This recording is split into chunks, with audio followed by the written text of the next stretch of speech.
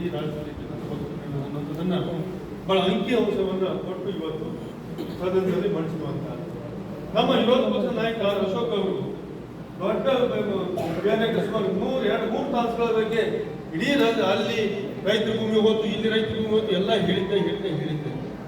ಕಡೆಯಿಂದ ಸಿರ್ಸಿ ತಾಲೂಕು ಇಶ್ಯೂರ್ ಗ್ರಾಮದಲ್ಲಿ 50 ಎಕರೆ ಜಮೀನು ಒಪ್ಪಿಗೆ ಕೊಟ್ಟಿದೆ ಅಂತ ಏನು ಹೇಳಿದ್ರಲ್ಲ, ಅದರಲ್ಲೂ ಕೂಡ ಒಂದು ಫ್ಲೆಕ್ಸ್ ಮಾಡ್ಕೊಂಡು ಬಂದ್ರೆ ಅದನ್ನ ಶೋ ಮಾಡಕ್ ಬಂದ್ರು. 50 ಎಕರೆ ಇಶ್ಯೂರಲ್ಲಿ ಅಂತಂದ್ರೆ ನಾನು ಎದುರಿಟ್ಟು ಮಾನ್ಯ ವಿರೋಧ ಪಕ್ಷದ ನಾಯಕರೇ, ಸರಿಯಾದ ಮಾಹಿತಿಯನ್ನ ಸದನಕ್ಕೆ ಕೊಡಿ.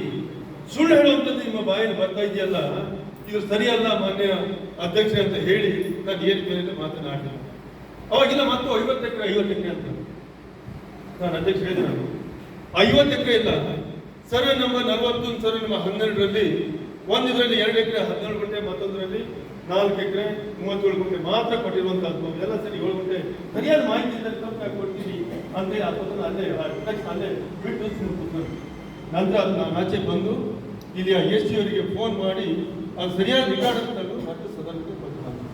ಯಾಕೆ ಮಾತ್ರ ಹೇಳ್ತೀನಿ ಅಂತಂದ್ರೆ, ಇವ್ರು ಏನು ಕೆಲಸ ಮಾಡೋಕ್ಕಾಗಿಲ್ಲ.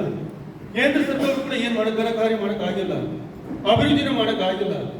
ಇಂಥ ಒಂದು ಸಣ್ಣ ವಿಚಾರವನ್ನು ದೊಡ್ಡದಾಗಿ ಮಾಡಿ ರಾಜಕೀಯ ಲಾಭವನ್ನು ಕೆಲಸದಲ್ಲಿ ಆ ವಕ್ಫ್ ಕಮಿಟಿ ಕಂಟಿನ್ಯೂ ಆಗಿ ಎಲ್ಲೆಲ್ಲಿ ಆ ಸಮಾಜ ಎಲ್ಲೆಲ್ಲಿ ಬೇಡಿಕೆ ಇತ್ತು ಅಷ್ಟು ಕೊಟ್ಟಿರುವಂತಹದ್ದು.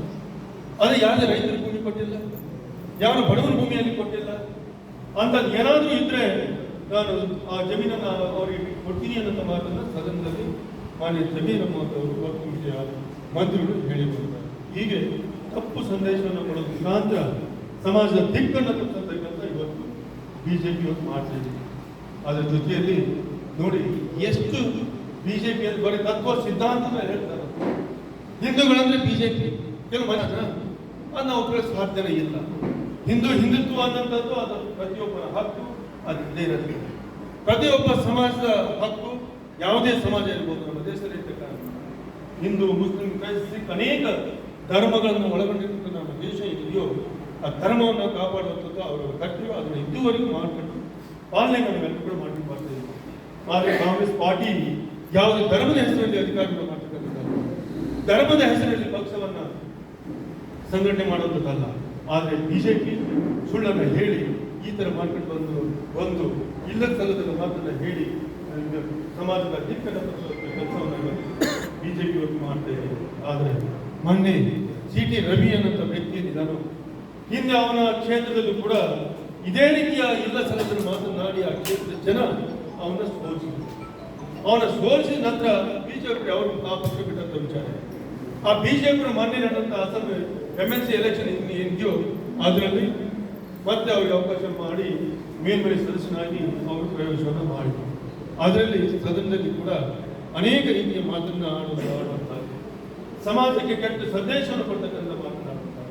ಅದರ ಜೊತೆಯಲ್ಲಿ ನಮ್ಮ ಗೌರವಿತ ಮಕ್ಕಳ ಕಲ್ಯಾಣ ಸರ್ಕಾರದ ಮಂತ್ರಿ ಆಗಿರ್ತಕ್ಕಂಥ ಸಮಾಜ ಕಲ್ಯಾಣ ಇಲಾಖೆಯ ಮಕ್ಕಳ ಸೋದರಿ, ಆದರೆ ಇಡೀ ರಾಜ್ಯ ದೇಶದಲ್ಲಿರ್ತಕ್ಕಂಥ ಸ್ತ್ರೀ ವರ್ಗಕ್ಕೆ ಸಮೂಹಕ್ಕೆ ಕೆಟ್ಟ ಸಂದೇಶವನ್ನ ಕೊಟ್ಟಿರ್ತಕ್ಕಂಥ ಸಿ ಟಿ ರವಿಯನ್ನ ಇಡೀ ಸದನ ಮೇಲ್ಮನೆ ಮತ್ತು ಕೆಳಮನೆ ಎರಡೂ ಕಡೆ ಕೂಡ ಅವನಿಗೆ ಛೀಮಾರಿಯನ್ನು ಹಾಕುವ ಮುಖಾಂತರ ಅವನಿಗೆ ಆಹ್ವಾನ ಮಾಡಿ ಅನ್ನೋದು ನಮ್ಮೆಲ್ಲ ಸದಸ್ಯರ ಒತ್ತಾಯ.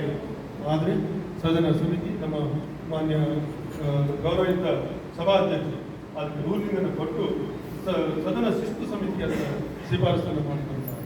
ಹೀಗೆ ಇಂಥ ಹೆಣ್ಣು ಮಕ್ಕಳನ್ನು ತಾಯಿಯರಿಗೆ ಸ್ತ್ರೀ ಸಮೂಹಕ್ಕೆ ಕಳಂಕವನ್ನು ತರುವಂಥ ಕೆಲಸ ಇವತ್ತು ಸಿ ಟಿ ರವಿಯರಿಗೆ ಮಾತುಗಳನ್ನು ನಾವು ಕೋರ್ನಿಂದ ನಾವೆಲ್ಲರೂ ಕೂಡ ನಾವು ಮಾಡಿಸಬೇಕಾಗ್ತದೆ. ಯಾರೇ ಇರಲಿ, ಯಾವುದೇ ಪಕ್ಷ ಇರಲಿ, ಯಾವುದೇ ಜಾತಿ ಇರಲಿ,